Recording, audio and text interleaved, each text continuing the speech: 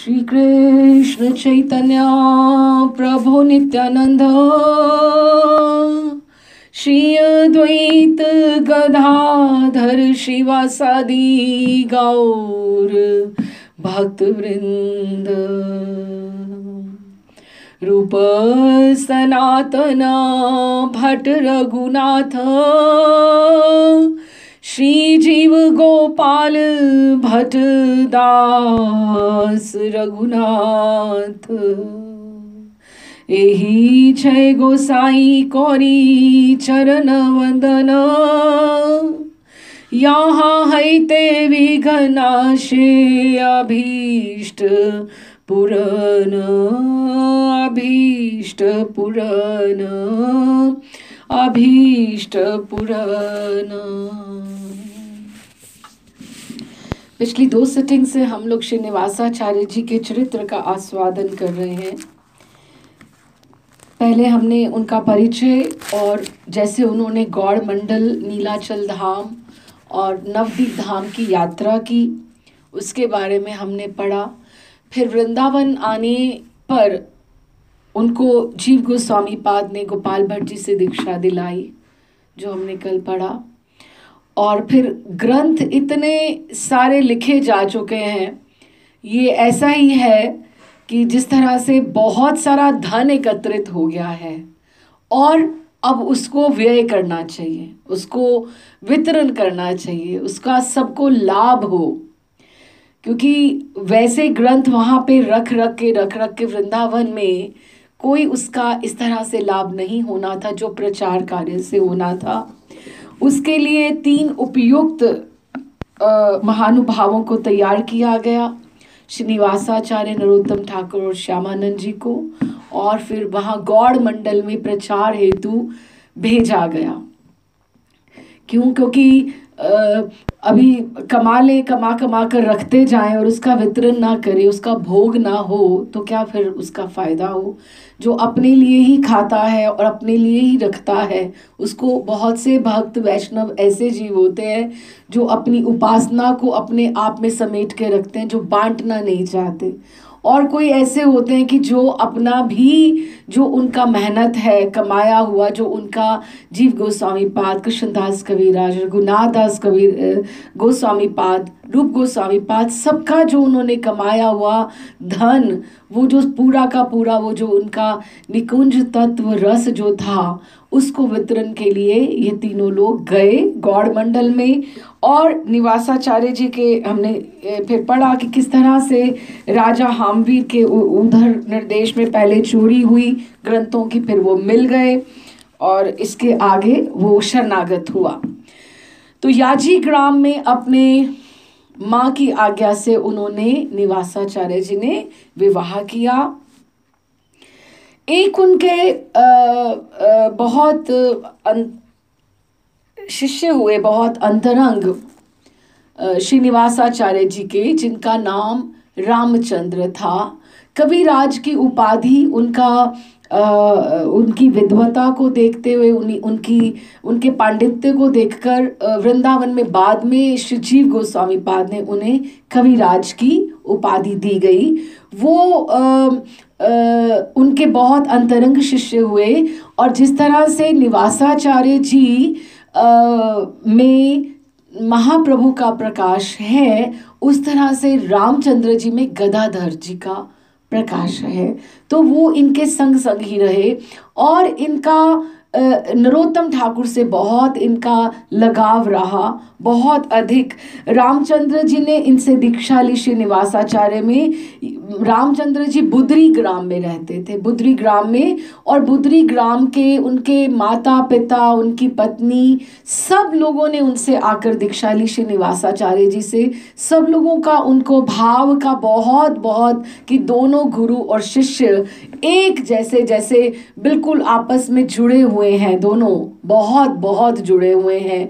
इस तरह से वो सब लोगों को पता लगता था कि वो एक दिन भी उनसे अलग नहीं रहते थे। तो ये जो समय था, ये धीरे धीरे सब लीला संवरण कर रहे हैं महाप्रभु की। तो श्रीनिवासाचार्य प्रभु का आविर्भाव महाप्रभु के लीला के अंतिम समय में हुआ। क्योंकि इतना वो उम्र में गैप है।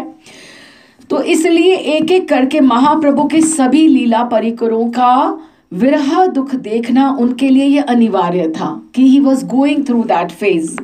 कुछ दिन उन्हें संवाद मिला था कि नीलाचल में महाप्रभु के शेष लीला परिकरों का एक के बाद एक अंतर्ध्यान होता जा रहा है, और श्यामानंद जी ने भी दुखित होकर वृंदावन जाने का निश्चय किया है।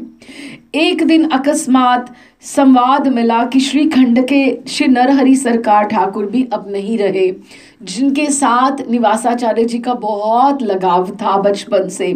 तब उन्हें बहुत निवासाचार्य जी को असहनीय दुख हुआ, लेकिन अब की बार उन्होंने उधर जाने का नहीं सोचा। उन्होंने सोचा क्यों ना हो मैं अपने गुरुदेव के दर्शन कर आऊँ और वृंदावन हो आऊँ, श्री जीव गोस्वामी पाद को भी बताऊं कि कार्य ग्रंथ प्रचार का किस तरह से भक्ति का चल रहा है। तो निवासाचार्य जब वृंदावन पहुंचे तो श्री गोपाल भट्ट गोस्वामी पाद, श्री जीव गोस्वामी पाद, लोकनाथ गोस्वामी पाद और भूगर्भ गोस्वामी पाद अभी प्रकट थे। सब श्रीनिवास को अकस्मात प्राप्त करके बहुत बहुत आनंदित हुए कि उनको बहुत अच्छा लगा कि श्रीनिवास इस तरह से आए हैं। इधर निवासाचार्य के अभाव में भक्तों को, वो वहां से गए हैं तो गौड़ में वो उनको वहां पर उनकी उपस्थिति को अनुपस्थिति को महसूस किया जा रहा है कि यहाँ तो भक्ति का कार्य शिथिल पड़ गया।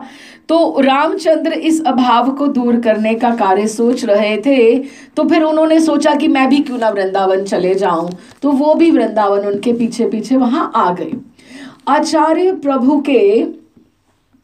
प्रभु के इंगित से वो गोपाल भट्ट जी की गोस्वामी जी की सेवा में जुट गए कि अभी वो उनके दादा गुरु हो गए ना गोपाल भट्ट जी, क्योंकि निवासाचार्य उनके गुरु हैं और वो ये दादा गुरु हैं। तो उनके असाधारण पांडित्य रामचंद्र को देखकर, पांडित्य और कवित्व प्रतिभा को देखकर सब गोस्वामी गण ने उन्हें रामचंद्र कविराज उपाधि से विभूषित किया। श्यामानंद जी भी उसी समय वृंदावन पहुंच गए। तो नरोत्तम ठाकुर जी की उनको कमी खल रही थी कि उनको लग रहा था कि नरोत्तम भी यहाँ होते तो हम पुराने दिन जैसे हमने वृंदावन में हम रास स्थलियों का दर्शन किया करते थे, बरसाना नंदगांव हम सब जाते थे, तो हम उस तरह से ही सब उसका आनंद और ले सकते थे। तो रामचंद्र कविराज के वृंदावन पहुंचने के बाद कुछ दिन के बाद ही निवासाचार्य जी ने गोपाल भट्ट गोस्वामी आदि से गौड़ जाने की आज्ञा वापस मांगी। कुछ ही दिनों के पश्चात, पहले थोड़े दिन रहे, फिर रामचंद्र जी के साथ रहे, और अभी तक जीव गोस्वामी पाद ने जितने और ग्रंथ लिख दिए थे उनको भी उनको दिया कि अब ये भी तुम ले जाओ और उधर इसका भी प्रचार होना चाहिए। और जो जो मंत्रणा होनी थी, जो जो उन्होंने जीव गोस्वामी पाद ने मार्गदर्शन करना था, सुधार करने थे, जो भी जैसे भी आवश्यकता थी उन्होंने उन्हें दिशा निर्देश किया। गोस्वामी गण ने श्यामानंद और रामचंद्र के साथ उन्हें विदा किया। उनके साथ वाहकों के द्वारा कुछ ग्रंथ और भी भेज दिए गए, जिनका जीव गोस्वामी पाद ने आदि ने उनके वृंदावन से चले जाने के बाद रचना की थी। श्रीनिवासाचार्य फिर से पुनः विष्णुपुर होते हुए याजी ग्राम गए, और वीर हामवीर ने पहले भी एक पत्र लिखकर उनसे विष्णुपुर आने की प्रार्थना की थी, क्योंकि वो रास्ते में ही पड़ता है, पर तब उनका जाना संभव नहीं हुआ था। और इस बात अकस्मात श्यामानंद और रामचंद्र के साथ उन्हें प्राप्त करके वे आनंद से विभोर हो गए। और बहुत सी उनकी ऐसी जिज्ञासा होती थी कि वो गुरुदेव से नहीं पूछते थे, वो रामचंद्र जी उनको बताया करते थे कि ऐसे ऐसे होना चाहिए राजा हामवीर को। श्यामानंद को आचार्य प्रभु ने 10 दिन वहीं पे विष्णुपुर रखकर उन्होंने उड़ीसा के लिए उन्होंने प्रस्थान किया। स्वयं वीर हामवीर के आग्रह पर 2 महीने और वहाँ रुके, और वहाँ पर रोज कथा और रोज बहुत समागम और उत्सव गुरु जी के आने पर होते रहे। इसी बीच राजा का मन था कि एक उत्सव बहुत बड़ा किया जाए और एक मंदिर की स्थापना की जाए। तो बहुत सुंदर एक ठाकुर जी का विग्रह, तो जिनका नाम काला चांद, काले, जैसे वो गोविंद देव जी भी सांवरे हैं, और मदन मोहन जी, राधा रमन जी सब सांवरे, गोकुलानंद जी सब सांवरे हैं, राधा विनोदी। तो उनको था कि ऐसे ठाकुर जिनका नील कांति युक्त जैसे कृष्ण वर्णीय हो, तो इसलिए वो ठाकुर का नाम हुआ काला चांद। विग्रह की स्थापना हुई, आचार्य प्रभु ने स्वयं श्री विग्रह का अभिषेक किया और उनके द्वारा प्रतिष्ठित श्री काला चांद की सेवा आज भी वन विष्णुपुर में विधिवत चल रही है और बहुत सुंदर उत्सव हुआ। पिछली बार दीक्षा के समय आचार्य प्रभु ने राजा और महारानी आदि को युगल मंत्र प्रदान नहीं किया था। इस बार जब उन्होंने देखा कि उनके भक्ति का जो बीज वे उन्हें दे गए थे वे अब खूब अंकुरित हो आया है, तो उन्हें युगल मंत्र भी प्रदान किया। शत शत और भी लोगों को इस बार उन्होंने दीक्षा देकर कृतार्थ किया। 2 महीने के बाद किसी प्रकार राजा और महारानी को संतुष्ट करके श्रीनिवासाचार्य ने याजी ग्राम के लिए प्रस्थान किया, क्योंकि उसका तो मन अभी और नहीं था, उनको तो था भी और रहें, लेकिन याजी ग्राम के लिए उन्होंने प्रस्थान किया।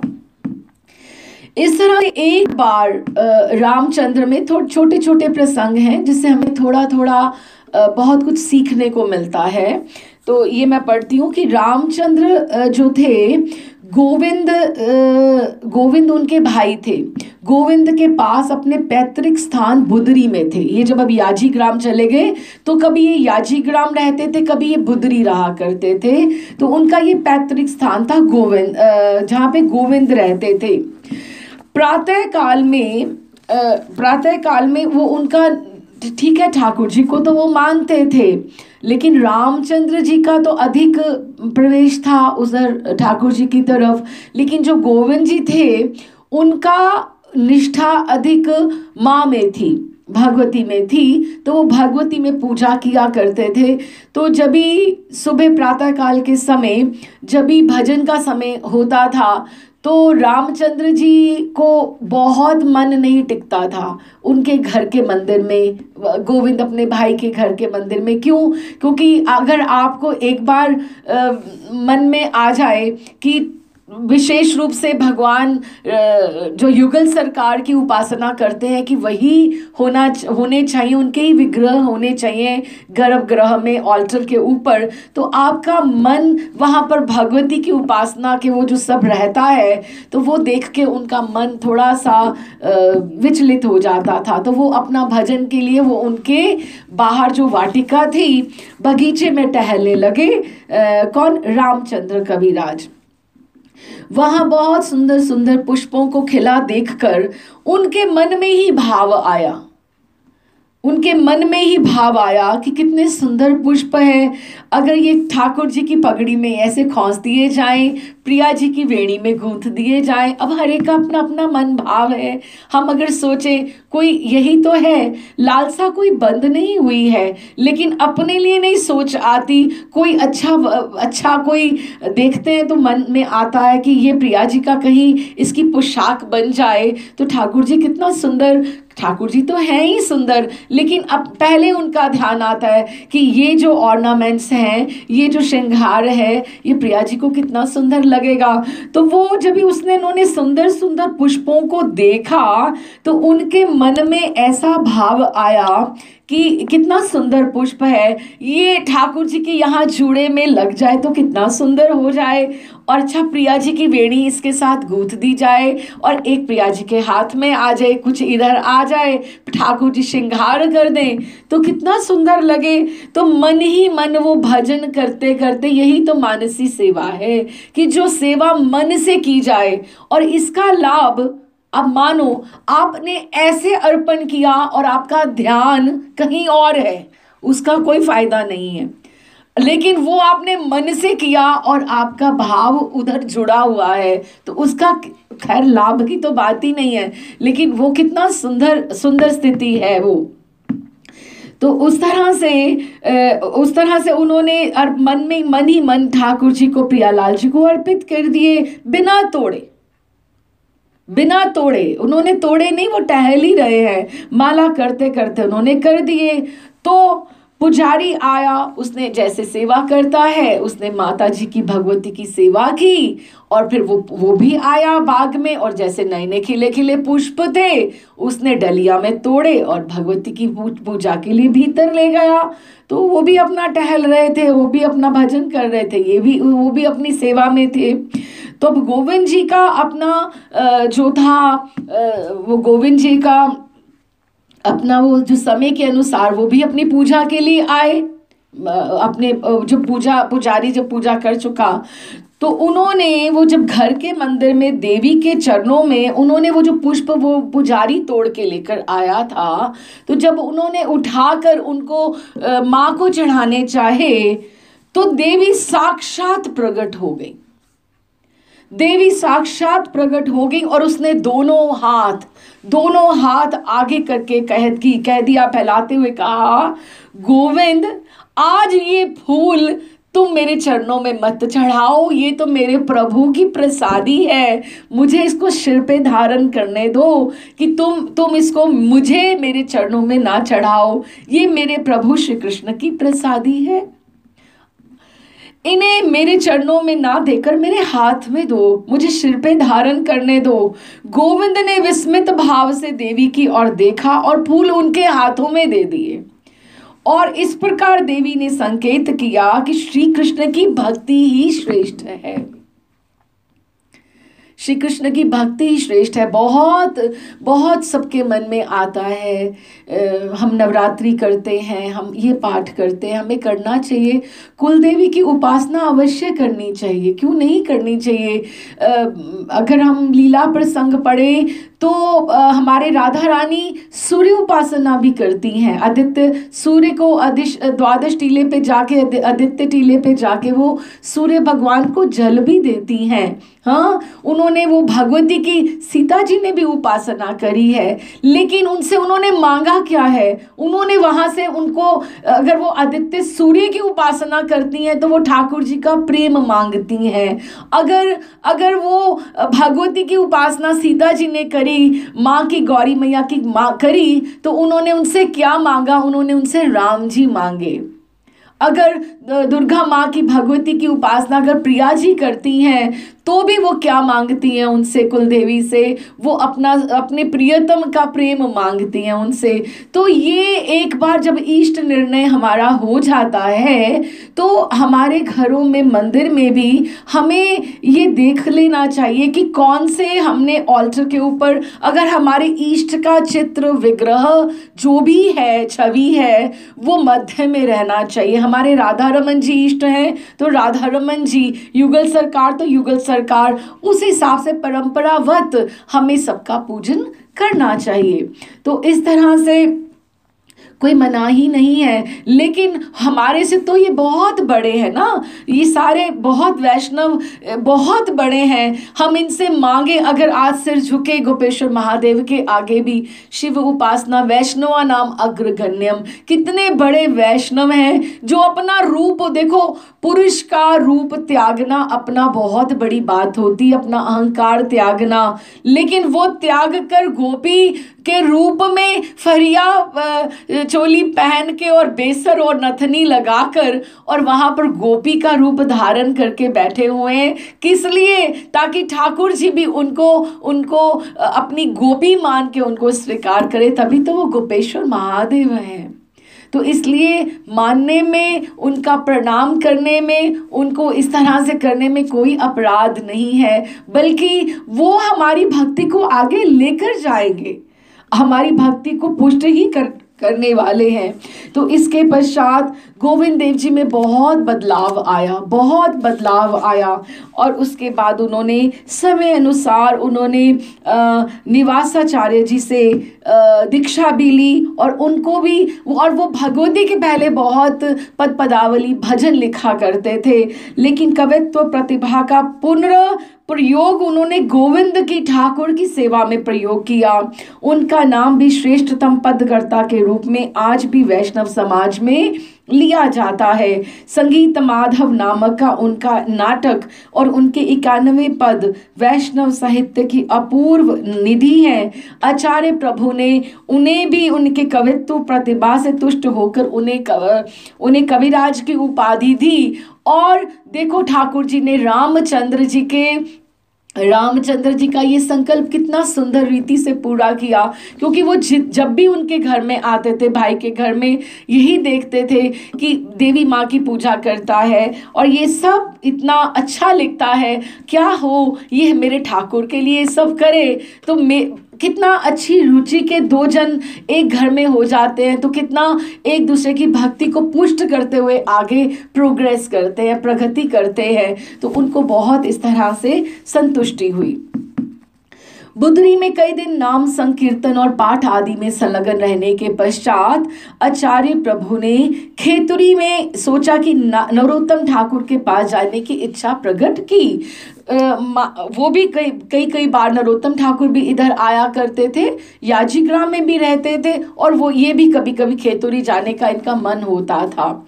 तो आचार्य प्रभु के प्रथम बार जब वो वृंदावन से लौट आने के पश्चात एक बार नरोत्तम ठाकुर उनसे याजीग्राम आकर मिले थे और खेतुरी आकर उन्हें कहा था कि मुझे भी जैसे आप विष्णुपुर में काला चांद का ठाकुर जी का आपने विग्रहों का स्थापना की है, मुझे भी खेतुरी में इस तरह से विशाल मंदिर का करना है, आयोजन करना है। उसका कैसे विस्तार से जब सब हुआ वो हम नरोत्तम ठाकुर जी के चरित्र में गान करेंगे, लेकिन यहाँ पर वो स्वयं आकर उनको प्रभु निवासाचार्य प्रभु को आमंत्रित करना चाहते हैं। तो खेतुरी आकर उन्होंने विग्रह प्रतिष्ठा करने की प्रार्थना की थी, पर वे अभी तक खेतुरी जा नहीं सके थे, ये सब योजना अभी हुई नहीं थी। तो वे खेतुरी के लिए प्रस्थान करें तो इससे पहले ही उनको संवाद मिला कि नरोत्तम ठाकुर स्वयं उनसे मिलने आ रहे हैं और उत्सव के लिए उनको आमंत्रित करने आ रहे हैं कि आप आइए और आपको सारे कार्यभार संभालना है। दूसरे दिन प्रातः काल आचार्य प्रभु ने रामचंद्र और व्यासाचार्य को मार्ग में ही नरोत्तम ठाकुर से मिलकर उन्हें अपने साथ लेवा लाने के लिए भेज दिया कि आप रामचंद्र और व्यासाचार्य जो कृष्ण वल्लभ जो इनको विष्णुपुर में मिले थे, कृष्ण वल्लभ जिनके यहाँ वो रुके थे, वो अब इनके साथ ही रहते हैं, व्यासाचार्य उनका नाम है। तो उनको आगे लिवाने भेजा कि आप जाओ, आगे जाकर उनको रिसीव कीजिए। तो रामचंद्र पहले ही आचार्य प्रभु से नरोत्तम ठाकुर के वैराग्य, गुरु निष्ठा और भजन निष्ठा के बारे में सुनकर उनके प्रति आकृष्ट तो बहुत थे और उनके दर्शन के लिए व्याकुल भी थे। गत रात्रि सोते समय महाप्रभु ने दर्शन देकर उनसे कहा था कि रामचंद्र कल तुम्हारा नरोत्तम से मिलन होगा। नरोत्तम तुम्हारा नित्य संगी है। अभी आप देखिए, है तो ये प्रकाश निवासाचार्य जी में है महाप्रभु का, नरोत्तम ठाकुर जी में है नित्यानंद प्रभु का, और इनमें रामचंद्र जी में गदाधर जी का। लेकिन ये है मंजरियाँ जो हैं इनका इटर्नल स्वरूप जो है वो ये मंजरियाँ हैं। जो जो श्री निवासाचार्य जी हैं वो मणि मंजरी हैं, हमने कल बात की थी, और रामचंद्र जी करुणा मंजरी हैं और नरोत्तम ठाकुर जी चंपक मंजरी हैं। और चंपक मंजरी और करुणा मंजरी हमेशा जब निकुंज में भी होती हैं तो इकट्ठे सेवा करती हैं प्रियालाल जी की। तो इनका आपस में मैत्री बहुत अधिक है। तो आपने सुना होगा कि बहुत से श्री नरोत्तम ठाकुर जी की पदावली में भी लिखा जाता है कि रामचंद्र संग मांगे नरोत्तम दास, रामचंद्र संग मांगे नरोत्तम दास। हमें उन्हीं का संग करना चाहिए जिससे हमारी भक्ति में वृद्धि हो। एसोसिएशन जो है बहुत बहुत इम्पॉर्टेंट है, और वो अगर इसमें ये नहीं है कोई व्यवहारिकता है ना, इष्ट गोष्ठी हो जाए, संकीर्तन हो जाए, एक दूसरे का उत्साह बढ़ता है, भक्ति में प्रगति होती है, तो वो भी इतनी ऊपर पहुंचकर भी एक दूसरे की संग की याचना करते हैं। हाँ, तो इसलिए उन्होंने कहा, तो ये इनका प्रथम मिलन है। नरोत्तम तुम्हारा नित्य संगी है, उसके साथ तुम जैसे ही मिलोगे पूर्व लीला का सब रहस्य तुम्हारे मन में स्फुरित हो जाएगा। इसलिए और भी नरोत्तम ठाकुर से मिलने के लिए वो उत्कंठित हो गए। नरोत्तम ठाकुर ने भी श्री रामचंद्र के विषय में जो कुछ सुन रखा था उसके कारण उनको देखते ही उनसे स्वाभाविक प्रेम हो गया। कि कभी ऐसा होता है कि बिना मिले पहले ही पहली बार ही मिलो तो आपको इतना अपनापन लगता है कि जैसे को पूर्व स्मृति जाग उठती है। तो ऐसा ही दोनों में भाव हुआ, स्वाभाविक प्रेम था और उनसे मिलने के लिए वो बहुत उत्कंठित थे। रामचंद्र जी की जब नरोत्तम ठाकुर से मार्ग में भेंट हुई तो उन्होंने उन्हें देखते ही पहचान लिया और द्रुत गति से आगे बढ़ के रामचंद्र जी ने नरोत्तम ठाकुर के चरणों में वो गिर गए। नरोत्तम ठाकुर ने भी उन्हें पहचानने में विलंब न किया, तुरंत उन्हें उठाकर हृदय से लगा दिया। दोनों ने एक दूसरे को प्रेम अश्रु से अभिषिक्त किया। परस्पर कुशल प्रश्न के पश्चात रामचंद्र नरोत्तम ठाकुर को आचार्य प्रभु के पास ले आए। दीर्घ काल के पश्चात निवास आचार्य और नरोत्तम ठाकुर मिले। दोनों का मिलन का ये दृश्य रामचंद्र, गोविंद और अन्य सब लोग देखकर विस्मित हुए कि दोनों में कितना प्रेम है। दोनों एक दूसरे को आलिंगन करते ही दोनों को अश्रुकंप होता था। गौर निताई का प्रकाश है, दोनों मंजरियां हैं निकुंज की और एक दूसरे को मिलकर खूब आनंदित हो रहे हैं और इनको दोनों ने संभाला और सुख से दिन बीत रहे हैं। बहुत देर के बाद प्रकृतिस्थ होकर उन्होंने अगले दिन एक दूसरे को पिछले दिनों का अपना इतिहास सुनाया और प्रचार के कार्य की बातें की। नरोत्तम ठाकुर ने बताया कि मैं कैसे कार्य को बढ़ा रहा हूँ, मंत्रणा हुई, उन्होंने कहा मैं कैसे कार्य को बढ़ा रहा हूँ। इस तरह से उन्होंने सुनाया। फिर वृंदावन की बात हुई कि आप गुरुदेव को मिले थे। नरोत्तम ठाकुर ने उनसे पूछा गुरुदेव कैसे हैं, आप तो कितना भाग्यवान है कि आप हो आए वृंदावन, लेकिन मुझे तो उन्होंने कह दिया कि अब तुम इधर नहीं आना, मुझे तो उन्होंने रोक ही दिया, अब मैं गुरु अवज्ञा कैसे करूं। तो फिर उन्होंने खेतुरी के उत्सव की भी बात करी, पहले वृंदावन की बात करी, प्रचार कार्य की बात की, तो खेतुरी के उत्सव की सब मंत्रणा की कि आपने कैसे सब किया, मुझे किस किस को बुलाना चाहिए, कैसे सब आयोजन हो। नरोत्तम ठाकुर ने जो तैयारियां रखी थी उसका सारा उन्होंने वर्णन करके आचार्य प्रभु से उसका अनुमोदन कराया।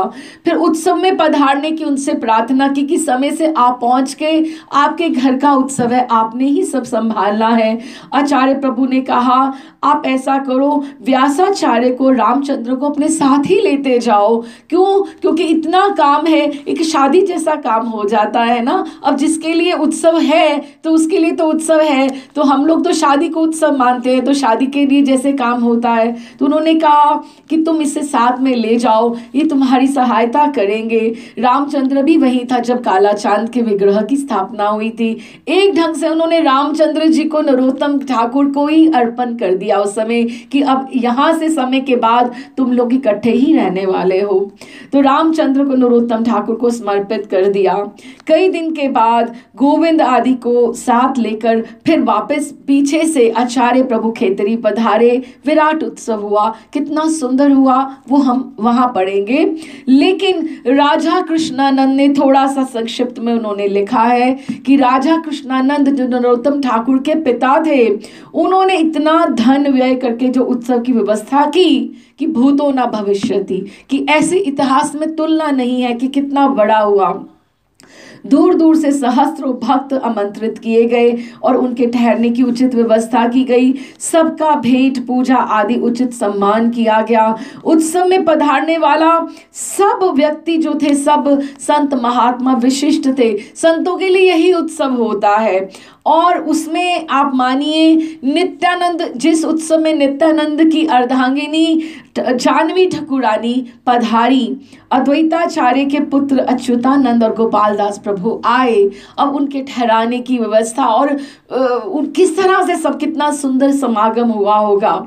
और डोल पूर्णिमा जो महाप्रभु के फागुनी पूर्णिमा जो जिस दिन गौर पूर्णिमा होती है, उसी दिन विग्रहों की धूमधाम से प्रतिष्ठा हुई। उसके बाद जो संकीर्तन हुआ उसकी तुलना नहीं है। विशेष बात ये थी सबसे बड़ी बात, एक बात कि उस इतना बड़ा आकर्षण हुआ संकीर्तन में कि स्वयं साक्षात महाप्रभु नित्यानंद और अद्वैताचार्य अप्रगट होते हुए भी उसमें प्रकट होकर उन्होंने सबको दर्शन दिए। साक्षात प्रकट होकर उस संकीर्तन में, उस उत्सव में भाग लिया। खेतुरी के इस उत्सव में और भी अद्भुत घटनाएं घटी, जिसका विस्तार से नरोत्तम ठाकुर के चरित्र में हम वर्णन करेंगे। और आचार्य प्रभु इस अवसर पर 1 मास खेतुरी रहे।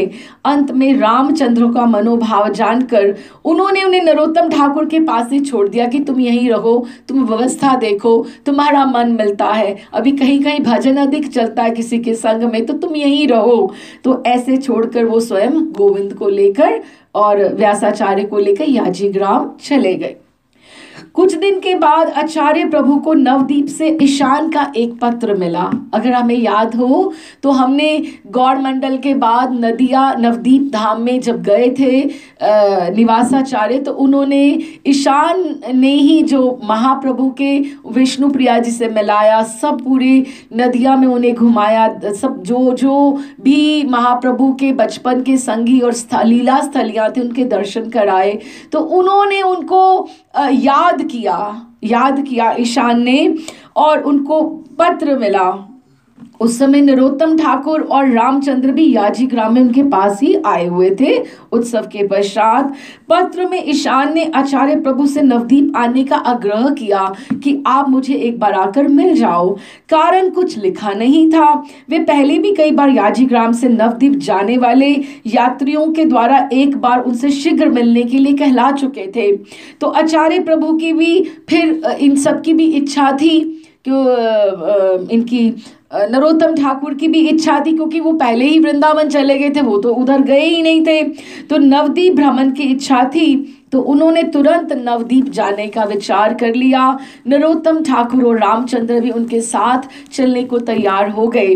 तीनों एक दिन नदिया पहुंचे। महाप्रभु के घर पहुंचते ही वे अत्यंत भाव विह्वल हो गए। वहां की रज उन्होंने मस्तक पर धारण की। महाप्रभु और विष्णु प्रिया देवी की स्मृति में अधीर होते होते रोते रोते उनके आंगन में इस तरह से उन्होंने अनुभव किया कि जैसे अभी भी, क्योंकि उस स्थान की वाइब्रेशंस तो हैं ही है ना, तो वो ईशान को उन्होंने प्रणाम किया। वृद्ध ईशान ने, अभी तक ईशान बहुत वृद्ध हो गए थे, उन्होंने उन्हें उठाकर हृदय से लगाया। अब इस समय महाप्रभु की जो बचपन की लीलाएं से लेकर नदिया लीला का साक्षी अब ईशान के सिवा पूरे, जैसे कोई जैसे आप मानो ईशान की भूमिका को एक पंक्ति में अगर कहें तो संकीर्तन होता है, कथा होती है, हाँ, लेकिन सबसे पीछे जो बच जाता है समेटने वाला, जो ये दो दरियां उठाने वाले काम, जो सब समेटा समेटी वाले काम करने वाले भी जो लोग होते हैं वो भी सबसे बड़े होते हैं, जिन्होंने, और ऐसे ईशान थे जो उन्होंने शची मैया का ध्यान रखा, विष्णु प्रिया जी का ध्यान रखा, अपनी सारी जिम्मेदारियां उन्होंने निभाई। तो अब उनके जाने का समय था। तो उन्होंने, वही थे जो सब लीला संवरण कर चुके थे। वो जिस प्रकार ईशान गौड़ में महाप्रभु की लीला कथा के अभी सर्वश्रेष्ठ वक्ता थे कि अब वृद्ध हो गए थे। वृद्ध जब हो जाते हैं, कभी आप वृद्ध लोगों के पास आप बैठ के देखो तो आपको कितनी पुरानी पुरानी वो बातें, अच्छा उस बार ऐसा हुआ था, वो उनको महाप्रभु की लीलाएं सुनाते थे। महाप्रभु ने ऐसे किया, गौर सुंदर ने ऐसे किया, शची माँ उनको ऐसे डांटा करती थी, विष्णु प्रिया जी उनको ऐसे देखा करती थी। उनके जैसे सर्वश्रेष्ठ कोई वक्ता नहीं थे इस समय। और आचार्य प्रभु नरोत्तम और रामचंद्र महाप्रभु के कथा के सर्वश्रेष्ठ श्रोता थे। सबने खूब पेट भर के उनसे लीलाओं का श्रवण किया।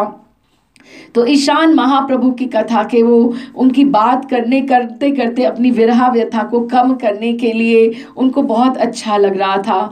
आचार्य प्रभु निवासाचार्य जी, नरोत्तम और रामचंद्र महाप्रभु की लीला के प्रत्यक्ष दृष्टा से और उनके परिकरों की बात कथामृत को सुनकर उन्हें बहुत आनंद आया। उन्हें ऐसे लगा जैसे चलचित्र की भांति सब बातें उनके सामने ही चल रही हों। आज ईशान वक्ता थे और ये तीनों श्रोता थे। ईशान बातें करते जाते, कभी बीच में हंसते कभी रोते और महाप्रभु की नवदीप लीला का वर्णन करते जाते। सारा दिन बीत गया। दूसरे दिन ईशान ने तीनों अतिथियों को ले जाकर नवदीप में महाप्रभु की विभिन्न लीला स्थलियों का पुनः दर्शन कराया और तीसरे दिन वो रहकर वहां विदा हुए। उन्हें विदा करते समय ईशान ने आचार्य प्रभु का हाथ पकड़ लिया, निवासाचार्य जी का, और आंख से कुछ इंगित किया। इंगित का मर्म वो दोनों तो नहीं समझ सके, रामचंद्र और नरोत्तम ठाकुर, लेकिन आचार्य प्रभु समझ गए कि ईशान कह रहे हैं कि वे भी अब शीघ्र लीला संवरण करेंगे, ये उनका अंतिम मिलन है। उन्होंने बहुत अच्छे से उन्हें प्रणाम किया, उनके चरणों में प्रणाम किया और उन्होंने उनको हृदय से आलिंगन किया। बहुत कोटिश आशीर्वाद दिया कि तुम बहुत अच्छा कार्य कर रहे हो, महाप्रभु का प्रचार करो, भक्ति का प्रचार करो। आप मानो कि याजी ग्राम वो जब तक पहुंच पाते उससे पहले ही उन्हें संवाद मिला कि ईशान नित्य लीला में प्रवेश कर गए हैं। वे समझ गए कि वो लीला संवरण करने के पूर्व एक बार उनसे सब मिलना चाहते थे, उन्हें सब सुना देना चाहते थे कि जो कोई लीला कहीं रह गई हो तो मैं उसका वाहक हूँ। मैं कुछ कि अपना जो यही तो है भक्तों का, संतों का यही तो है कि जो मुझे अच्छा सब पता है, अपने अनुभूतियाँ, अनुभव, मैं सबको बांट जाऊं, किसी ऐसे को पकड़ा जाऊं जो आगे उसका वितरण करने वाला है, ताकि ये बातें मेरे साथ कहीं वापस ही ना चली जाएं। तो इसीलिए उनको बार बार निमंत्रण भेजने के लिए उनको यही कारण था। इस तरह से वो याजी ग्राम में आ गए। याजी ग्राम में आकर महाप्रभु के परिकरों के आदर्शन के कारण उनके दिन और गंभीर संसार से उदास होते जा रहे थे। ऐसे में एक अप्रत्याशित घटना कि निवासाचार्य जी को अद्वैताचार्य का निर्देश हुआ स्वप्न में, और इनका एक और ब्याह हुआ। वो एक चक्रवर्ती महाशय थे, उनको भी स्वप्न आया कि तुम्हारी कन्या के पूर्व निर्दिष्ट स्वामी श्री निवासाचार्य हैं, और याजी ग्राम में जाओ और अपनी कन्या को तुम उन्हें अर्पण करो। ठाकुर की लीला ठाकुर जाने, और पद्मावती जी का विवाह आचार्य प्रभु से हो गया और उनका नाम हुआ श्री गौरांग प्रिया। और इस बात को क्योंकि उनको भी आदेश हुआ था अद्वैताचार्य जी का, तो इस तरह से वो आगे उनको ईश्वरी ठकुरानी उनकी प्रिया बड़ी हैं और गौरांग प्रिया उनकी छोटी प्रिया हैं। तो इस तरह से वो रहने लगे।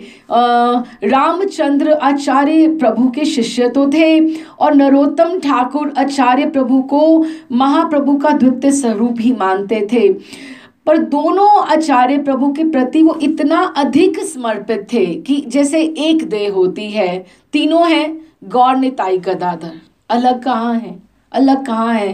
पंच तत्वों में से तीन तो हैं बीच में, गौर, गदाधर, निताई। तो तीनों के पारस्परिक प्रेम ने तीनों के तन, मन और आत्मा का ऐसा एकाकीकरण कर दिया था कि आपस के व्यवहार में भी इस तरह से वो शास्त्रीय विधि निषेध का कोई प्रश्न ही नहीं रह जाता था।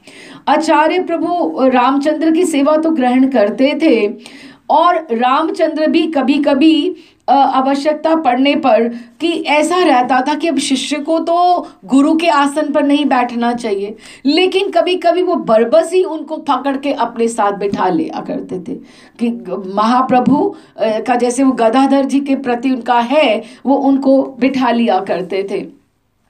शिष्य को गुरुदेव के आसन पर नहीं बैठना चाहिए, लेकिन गुरु आज्ञा हो इस तरह से उनको खींच कर बिठा लेते थे। इवन जब भी वो प्रसाद के लिए भी बैठते थे तो तीनों बैठते थे, तो कभी कोई चीज़ अच्छी लगी तो अब गुरु को तो नहीं लेना चाहिए, गुरु को तो नहीं लेना चाहिए, शिष्य के उसमें से पत्तल में से प्रसाद नहीं लेना चाहिए और ना ही उसको देना चाहिए। लेकिन उनका इतना इतना एक भाव था कि रामचंद्र, वो भी जो नीति विरुद्ध बात भी थी कि आचार्य प्रभु कभी कभी रामचंद्र और ठाकुर महाशय को अगल बगल में बैठाकर एक साथ प्रसाद ग्रहण करते। जो प्रसाद सुस्वाद लगता उसे अपने पात्र से उठाकर उन्हें दोनों को देते और ले भी लेते। हालांकि उनकी पत्नियों को ये बातें अच्छी नहीं लगती थी। क्यों? क्योंकि नरोत्तम ठाकुर जो थे वो कायस्थ थे, वो ब्राह्मण नहीं थे, लेकिन राजा की संतान, उनको नहीं ऐसे इतना अच्छा लगता था। लेकिन इन तीनों का और भी बहुत से प्रसंग है जिससे पता लगता है कि तीनों का भाव जो था वो एक जैसा ही था। एक बार जब ठाकुरानी गण ने आचार्य प्रभु से इस बारे में प्रश्न भी किया ईश्वरी ठाकुरानी ने, तो उन्होंने कहा उन दोनों की देह को मेरे देह से तुम पृथक न मानना, वे दोनों मेरी भुजाएं हैं, वो मेरे से अलग नहीं हैं, अलग नहीं है।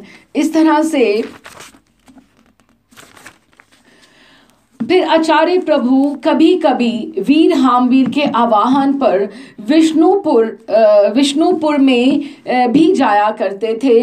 एक बार जब वे विष्णुपुर में थे, प्रचार कार्य चल रहा है कभी इधर, और इतने उत्सव होते थे, जैसे खेतुरी में हुआ, कभी याजी ग्राम में, कभी बुधरी में है, कभी विष्णुपुर में है। और वहाँ पर इतने, जैसे उनको निवासाचार्य जी को तो उत्सव मूर्ति कहा जाने लगा कि इतने बड़े बड़े उत्सव किए जाते और वहां पर खूब भक्तों को, और इन चीजों से क्या होता था, प्रचार कार्य इतना बढ़ जाता था कि अलग अलग गांवों से जब सब आते हैं, अलग अलग जगहों से, और दीक्षा का कार्य बहुत बढ़ गया जब प्रचार प्रसार और द्रुत गति से उत्सवों की वजह से बढ़ने लगा। तो ऐसे ही वीर हामवीर के आवाहन पर वो विष्णुपुर जाया करते थे। तो एक बार जब वे विष्णुपुर में थे तो लीला स्मरण करते समय निवासाचार्य जी अपनी मणि मंजरी के स्वरूप में अवस्थित हो वो ध्यान कर रहे थे। तो लीला के गंभीरतम प्रदेश में वो प्रविष्ट हो गए,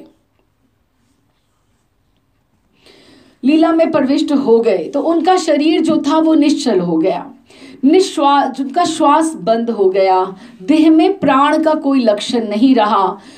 सुबह से वो बैठे ध्यान में, भजन में जैसे वो बैठे, तो संध्या हो गई, रात्रि हो गई, अगला दिन हो गया। राजा वीर हामवीर को बहुत चिंता कि अब ये क्या हो गया है कि गुरुजी क्यों नहीं उठ रहे हैं। 2 दिन और 2 रात लगातार उस अवस्था में बीत गए। वीर हामवीर, व्यासाचार्य, कृष्ण वल्लभ आदि की चिंता की सीमा नहीं रही। उन्होंने, किसी को कुछ समझ में नहीं आ रहा था।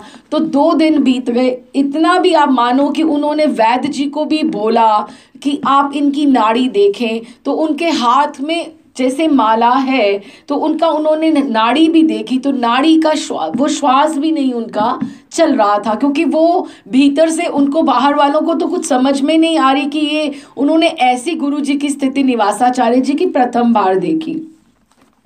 तो उन्हें बार बार ये लगा कि कहीं अगर रामचंद्र जी यहाँ होते तो वो बात का पता लगा सकते थे कि गुरु जी को, निवासाचार्य जी को क्या हुआ है।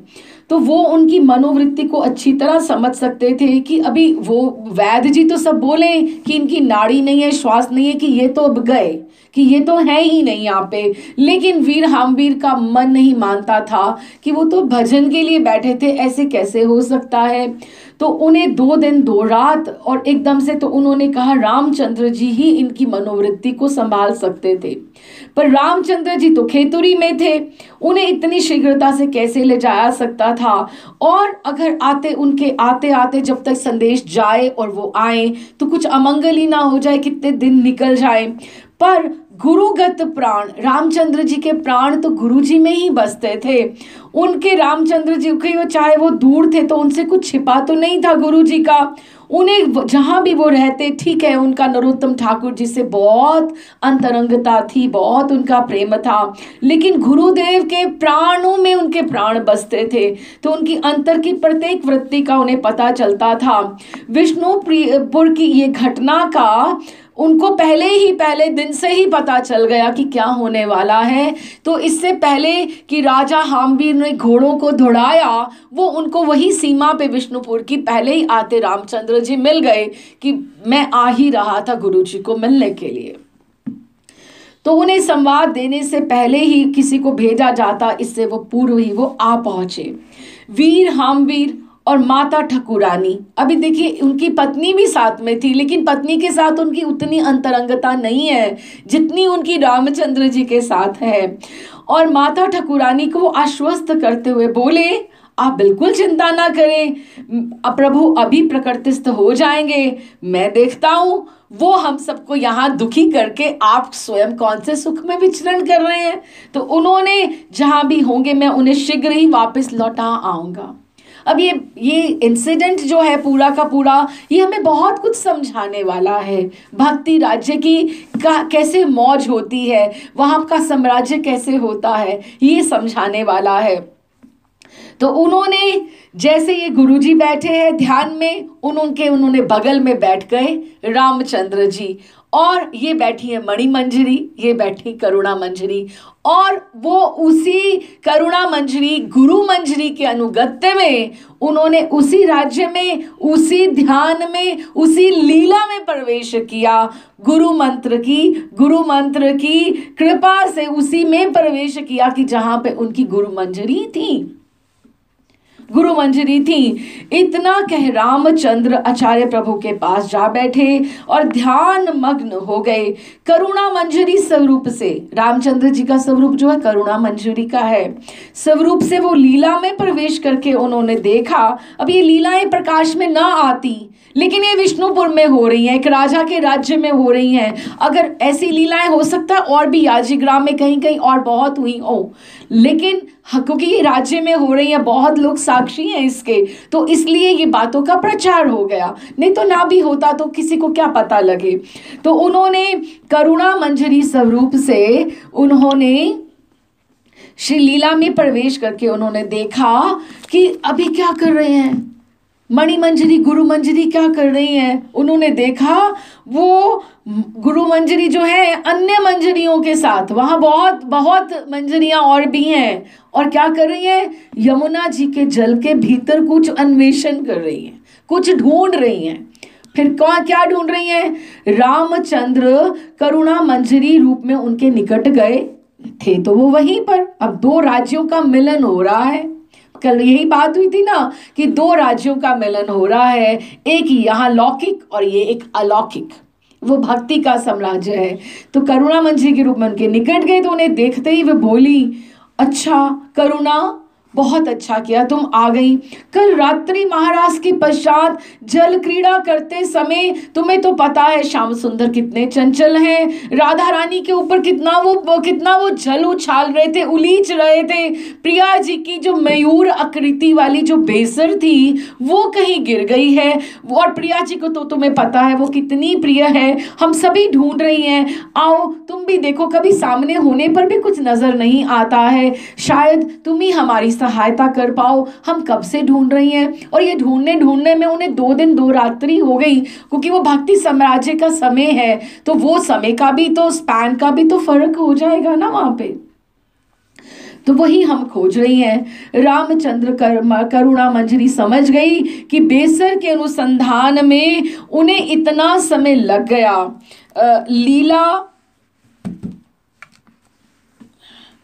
लीला जगत में बेसर के अनुसंधान में जितना समय बीता था, उतने ही दिन जगत में 2 दिन से ऊपर बीत गए थे। लीला राज्य के अनुसार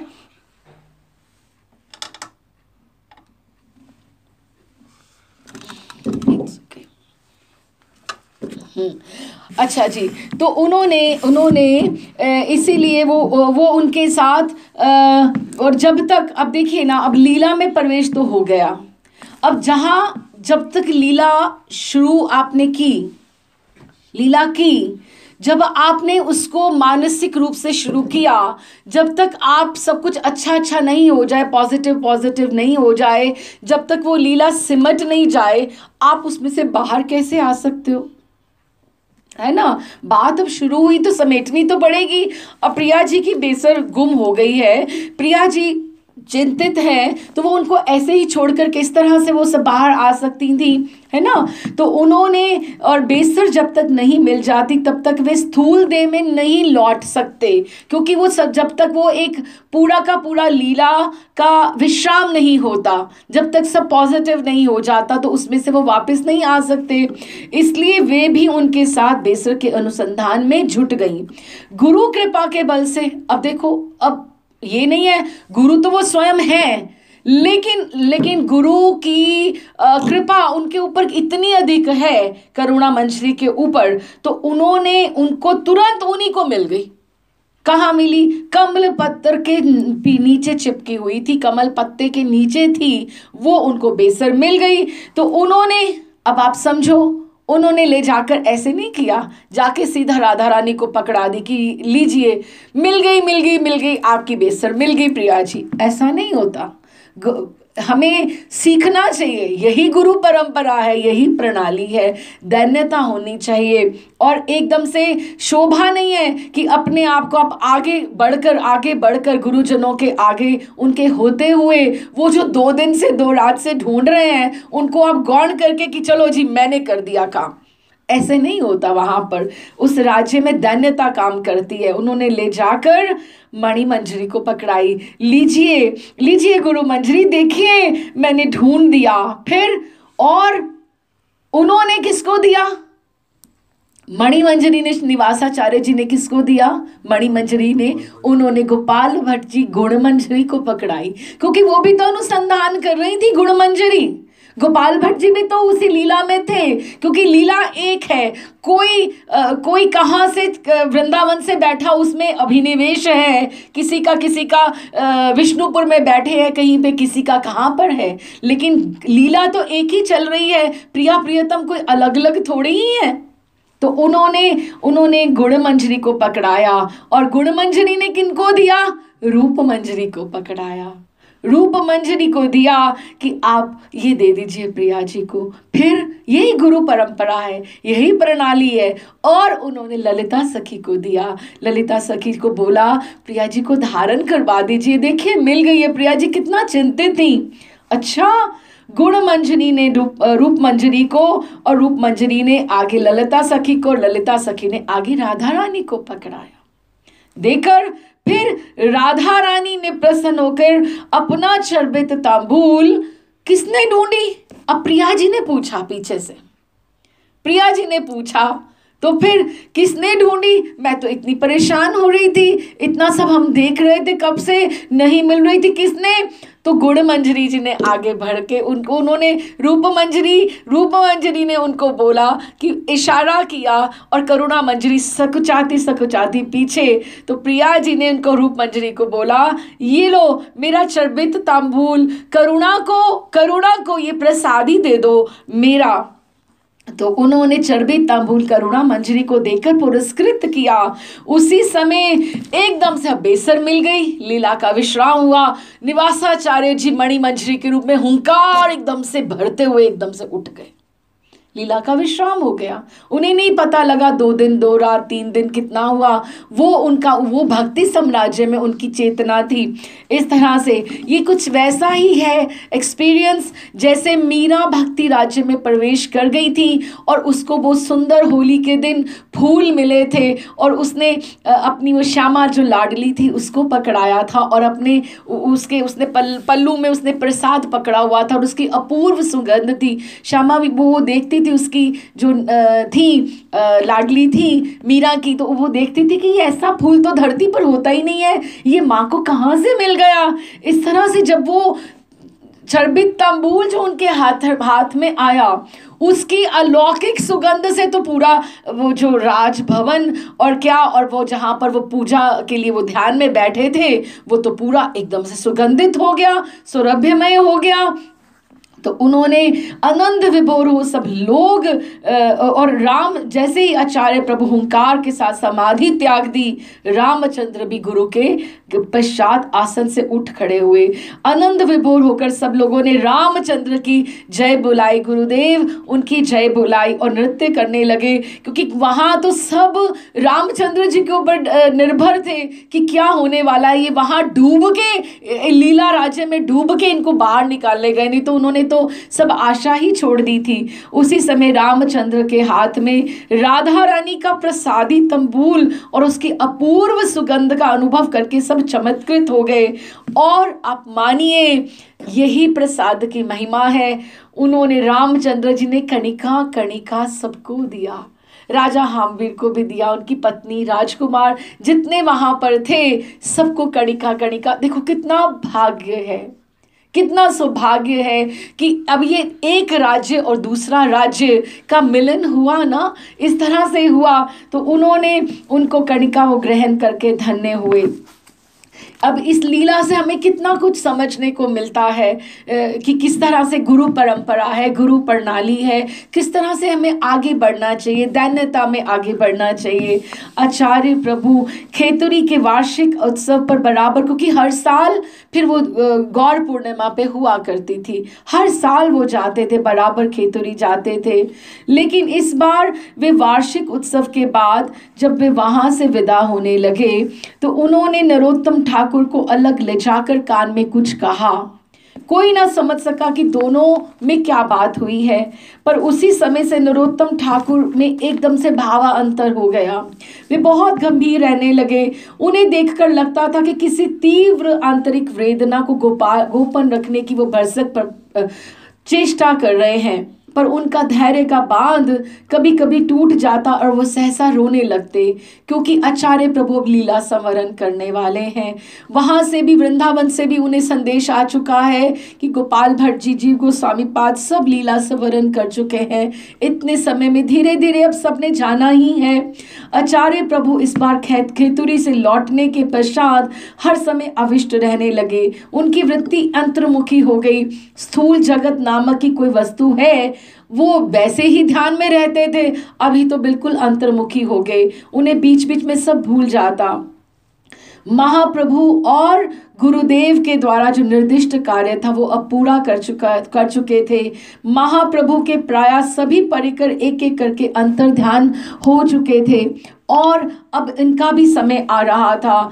और जब तक गुरुदेव वृंदावन में विद्यमान थे और उनको भी लगता था कि मैं जीवित, मुझे उनका जीने की चाह थी कि मैं वापस पुनः दर्शन कराऊंगा उनका। लेकिन यही उन्होंने कहा कि जब से गुरुदेव गए हैं, नरोत्तम को बोला कि मेरे हृदय में अब जीने की कोई चाह नहीं बची है, मेरा सब कार्य हो चुका है।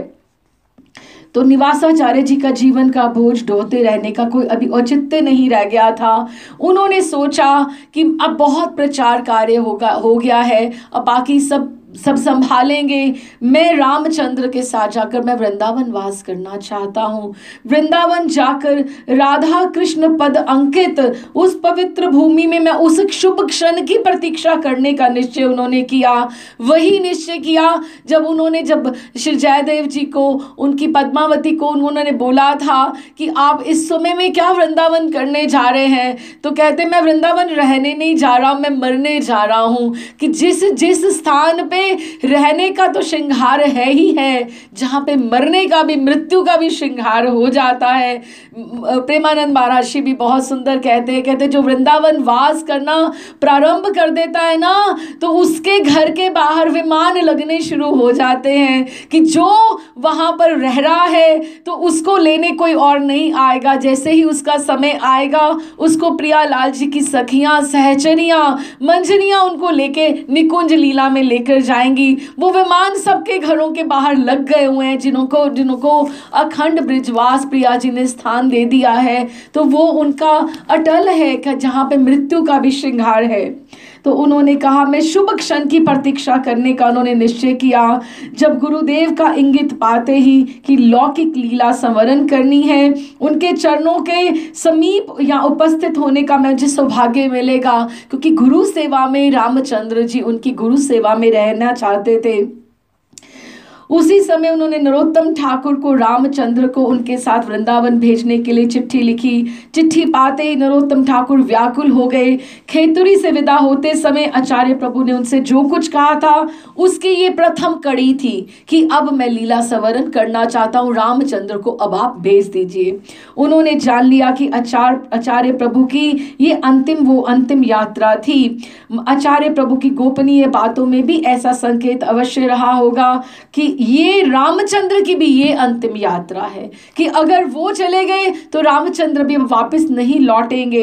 ये सोच कर तो वे और विचलित हो उठे कि मैं भी अब चला जाऊंगा। नरोत्तम ठाकुर भी बोले, क्योंकि तीनों एक ही देह है कि मेरा भी तो कार्य विश्राम हो गया, मेरे गुरुदेव भी तो चले गए, अब मैं रहकर आचार्य प्रभु और रामचंद्र के बिना क्या करूंगा। वो रामचंद्र को पास जाकर उन्हें दृढ़ आलिंगन कर रोने लगे।